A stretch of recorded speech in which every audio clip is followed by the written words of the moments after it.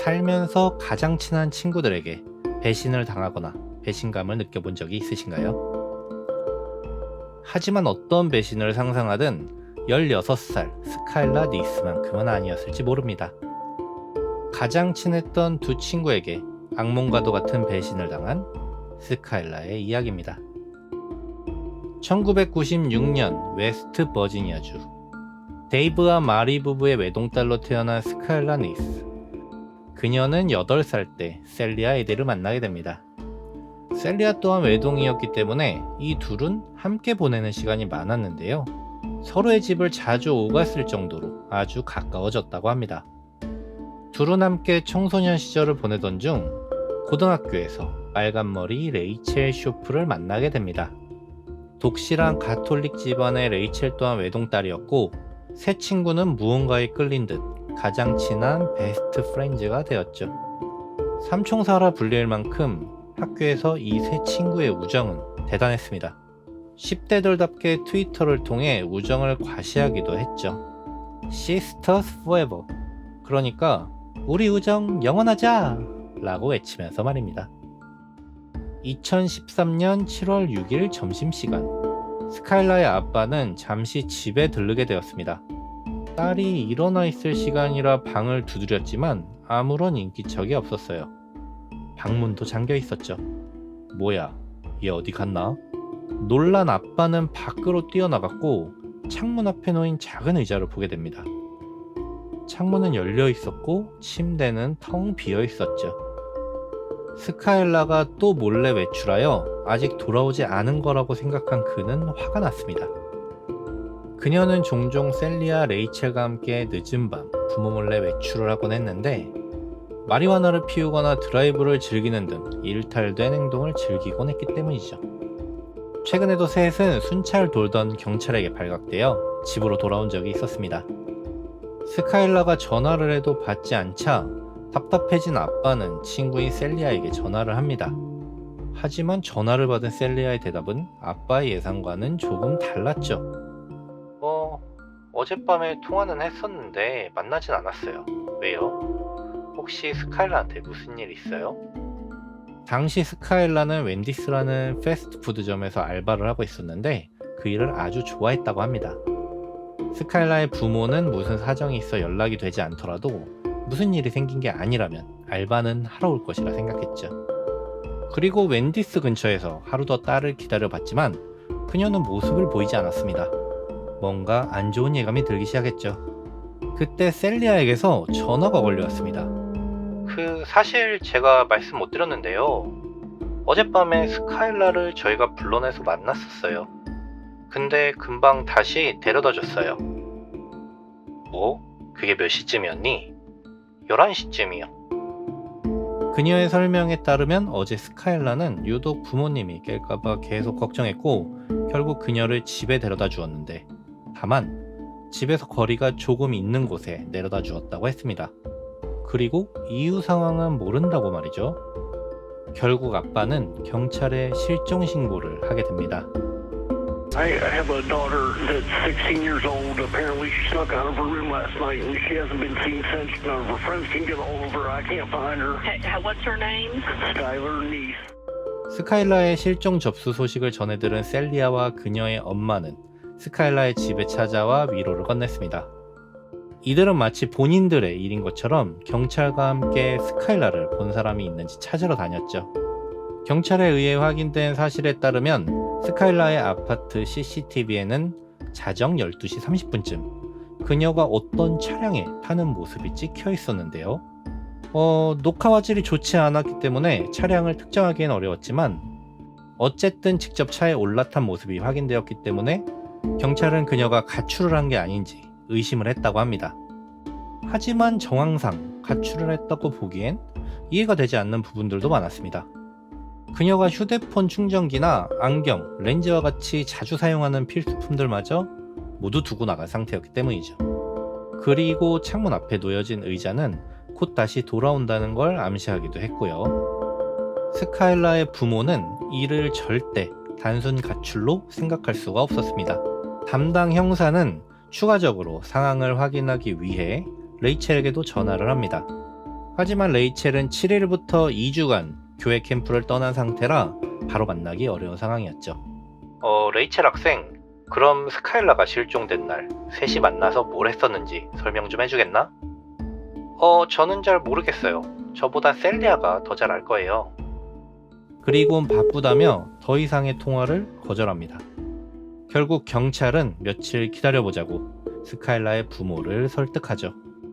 그녀가 돌아오길 기다리는 동안 셀리아는 정말 열심히 스카일라를 찾으러 다녔습니다.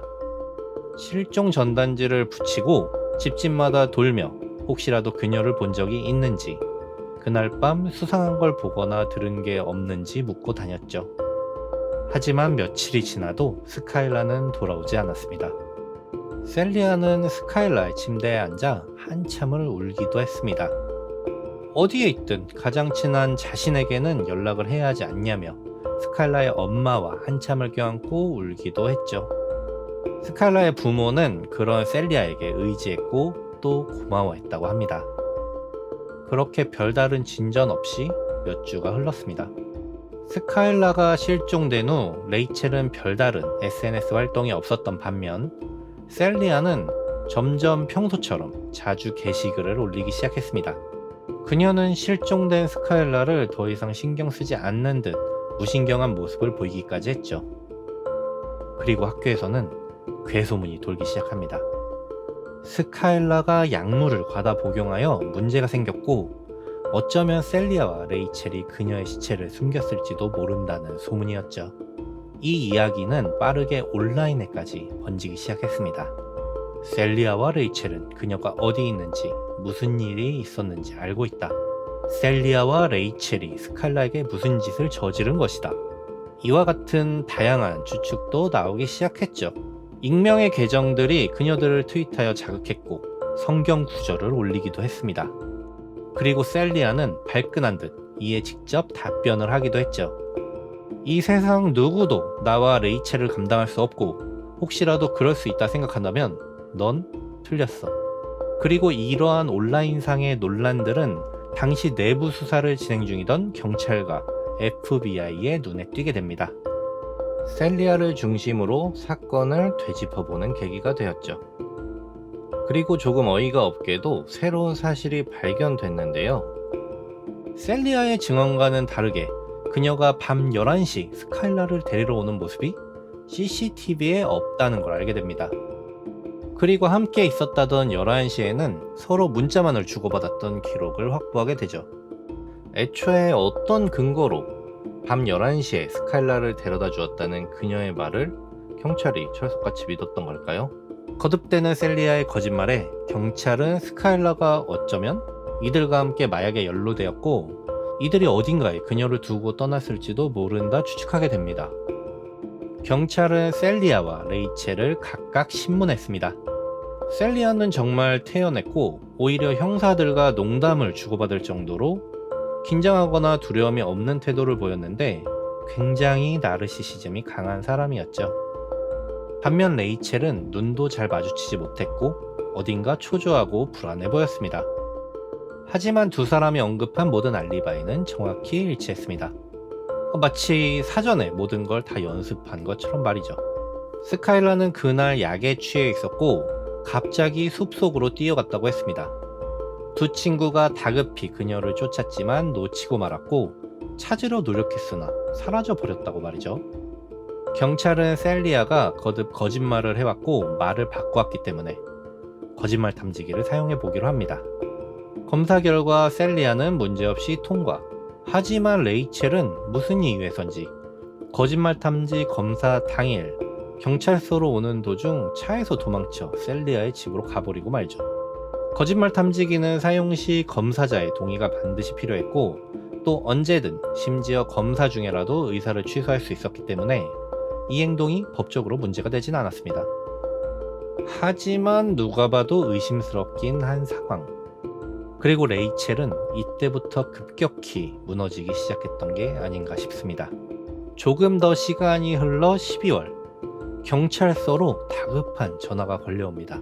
바로 레이첼의 엄마였습니다. On County 911, you have an emergency. I have an issue with a 16-year-old daughter of mine. I can't control her anymore. She's getting nuts. She's screaming. She's running through the neighborhood. Give me the phone. Like, no, this is over. This is over. My husband's trying to contain her.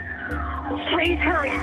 레이첼은 울며 정신 나간 사람처럼 비명을 지르고 있었고 자살하겠다고 협박까지 했습니다. 레이첼은 정신병원으로 이송되었죠. 이 소식을 전해들은 셀리아가 다급히 레이첼을 만나려 했지만 둘은 만날 수 없었습니다. 레이첼의 부모는 셀리아와 그녀의 엄마가 자신들의 딸과 만나지 않길 바랐기 때문인데요. 자신의 딸을 셀리아가 망치고 있다고 생각했기 때문입니다. 그리고 레이첼이 정신병원에서 태어나던 날, 그녀는 부모와 함께 변호사 사무실을 찾았고 경찰에게 그날의 일에 대해 증언하기로 마음먹죠. 당시 레이첼을 신문한 경찰의 말에 따르면 마약과 관련된 모든 걸 털어놓기는 어렵겠지만 우울증과 죄책감으로 인한 불안 증세가 높았던 만큼 결국 어느 정도는 그날의 상황에 대해 얘기할 것이라 추측했다고 합니다.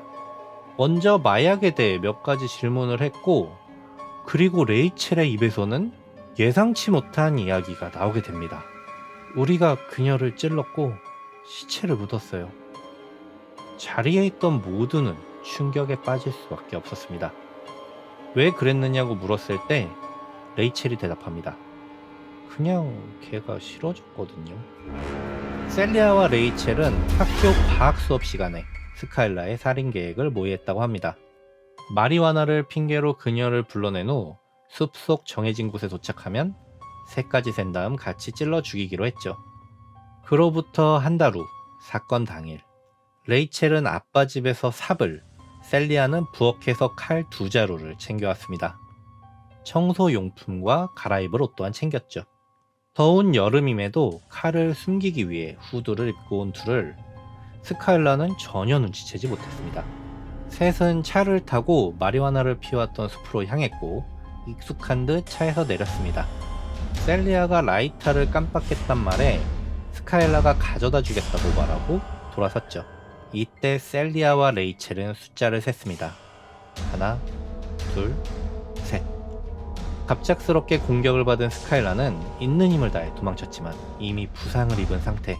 금세 그녀를 따라잡은 레이첼은 그녀가 더 이상 도망치지 못하게 무릎과 발목을 베어냈습니다.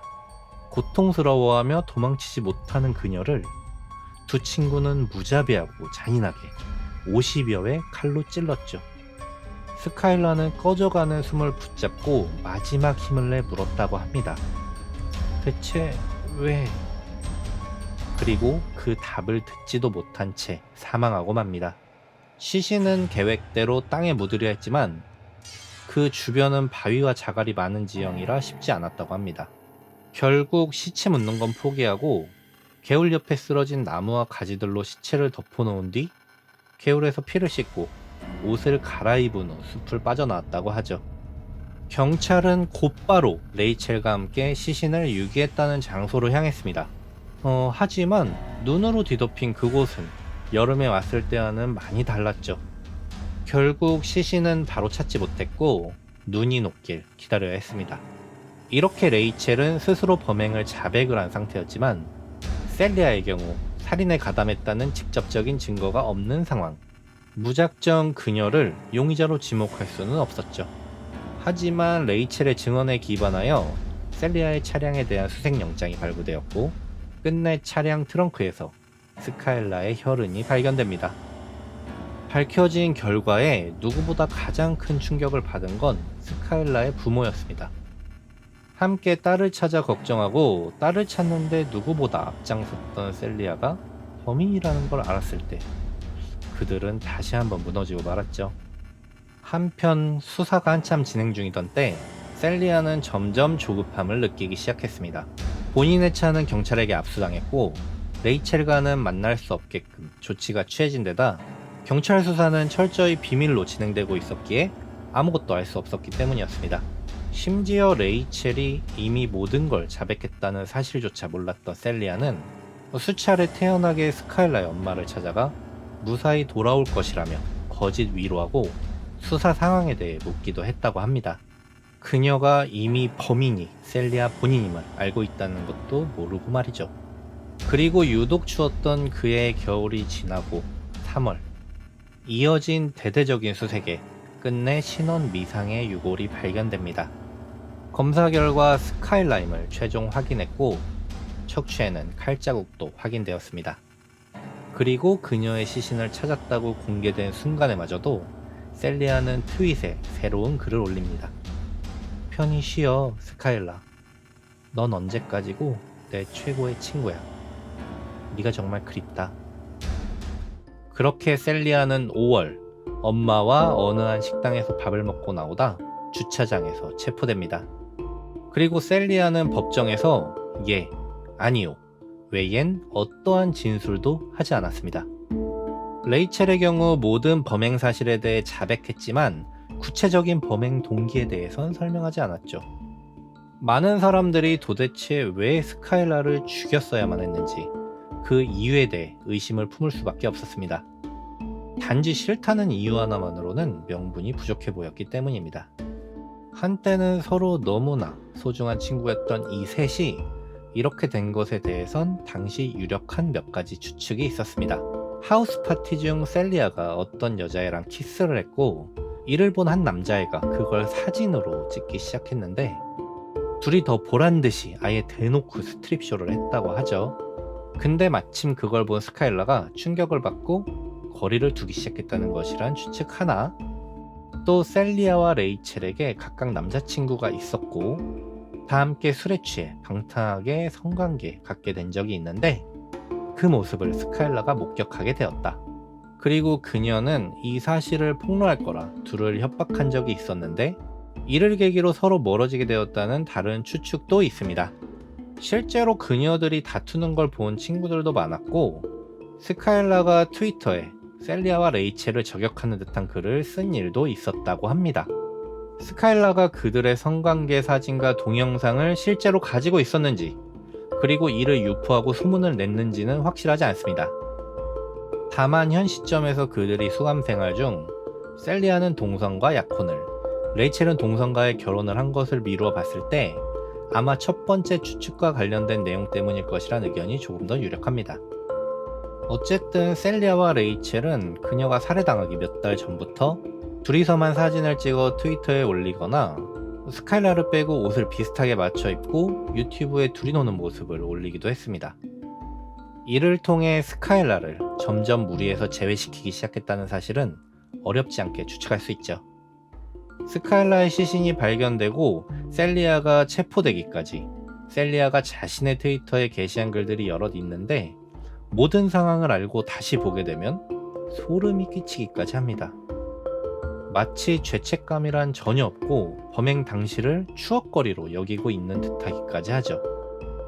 셀리아는 최종적으로 15년 후 가석방 가능성이 있는 종신형을 선고받았고 레이첼은 10년 후 가석방 가능성이 있는 30년형을 선고받았습니다. 셀리아는 끝까지 피해자의 가족에게 사과하기를 거부했는데 법정에서는 미소를 짓거나 따분해하는 모습을 보이기도 했죠. 이 두 사람에 대한 정신감정을 실시한 결과 셀리아에게는 사이코패스 성향이, 레이첼에게는 소시오패스 성향이 확인되었습니다. 스카일라의 가족들은 이 두 사람이 절대 가석방되지 않도록 국민들의 청원을 받고 있습니다. 레이첼은 2번의 가석방 신청이 기각됐고 셀리아의 첫 가석방 심사는 2028년에 이뤄질 예정입니다. 아무쪼록 이 둘이 가석방 없이 선고받은 형을 다 채우길 바랍니다.